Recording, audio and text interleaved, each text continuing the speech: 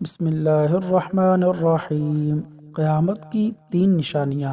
رسول اللہ صلی اللہ علیہ وسلم نے فرمایا، لوگوں پر دھوکے سے بھرے ایسے سال بھی آئیں گے جن میں جھوٹے کو سچا سمجھا جائے گا اور سچے کو جھوٹا، بد دیانت کو امانت دار سمجھا جائے گا اور دیانت دار کو بد دیانت، نااہل اور حقیر شخص عوام کی نمائندگی کرے گا۔ سنن ابن ماجہ۔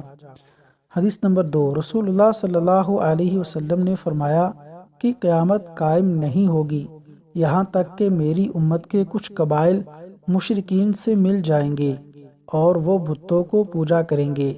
بلا شبہ میری امت میں 30 جھوٹے ہوں گے، ان میں سے ہر ایک گمان کرے گا کہ وہ نبی ہے اور میں خاتم النبیین ہوں، میرے بعد کوئی نبی نہیں۔ جامع ترمذی۔ حدیث نمبر 2229۔